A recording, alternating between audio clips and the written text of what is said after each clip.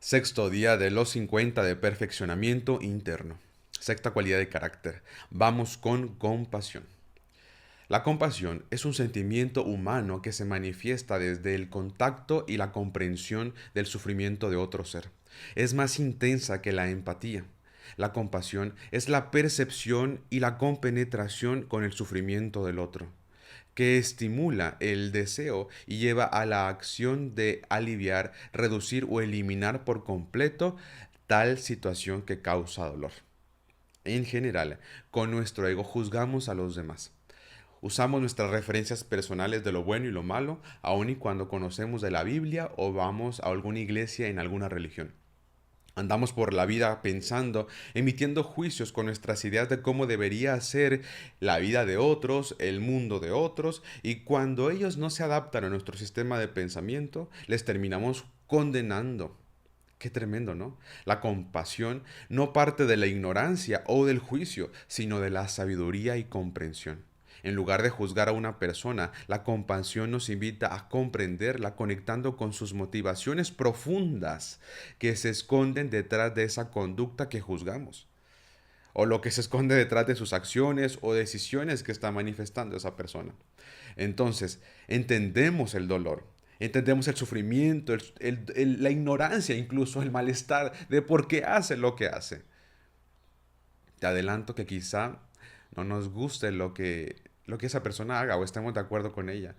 Pero entonces podríamos comprender por qué hace lo que hace y desde dónde lo hace. Y entonces, además de respetar a esa persona y comprenderla en sus necesidades, por ejemplo, o en sus malas decisiones, o en su negatividad, o en la toxicidad que emite primero para ella misma y luego para todos los demás, podríamos ayudarle a saciar esa necesidad o resolver un conflicto. Qué tremendo, ¿no? Cada vez vamos notando más cómo es de alta exigencia el querer añadir cualidades de carácter de valor a nuestras vidas.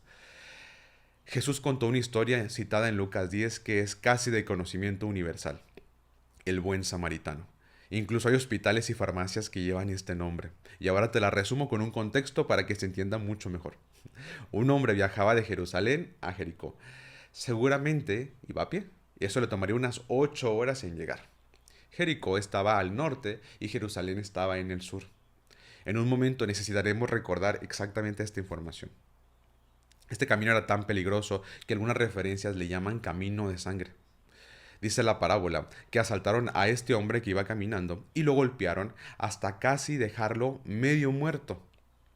Menciona que por aquel camino también pasó un sacerdote, una persona muy importante en la sociedad. Pero dice que lo vio y lo rodeó. Luego pasó un levita, un hombre de la tribu de Leví, los cuales también eran pues personajes importantes a nivel social por su propósito. Recordar que los levitas eran la tribu elegida para servir en el templo y de donde venían también los sacerdotes.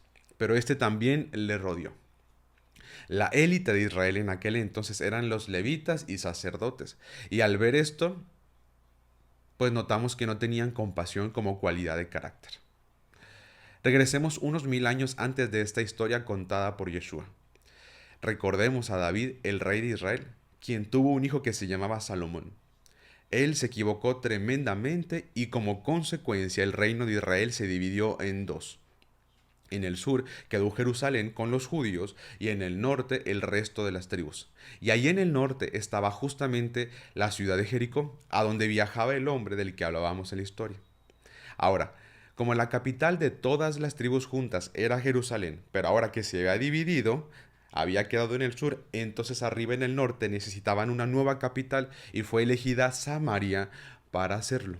Pero a ellos, a los del norte, vinieron los asirios y los conquistaron haciendo que se mezclaran asirios con israelitas, así que provocó algo así como israelitas impuros, rechazados por la élite intelectual y religiosa de los judíos del sur.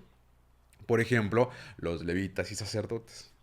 Esos israelitas impuros y rechazados que vivían en Samaria eran conocidos como samaritanos. Bueno, uno de ellos que viajaba en este mismo camino tuvo compasión de ese hombre golpeado, casi muerto. Qué tremendo, ¿no?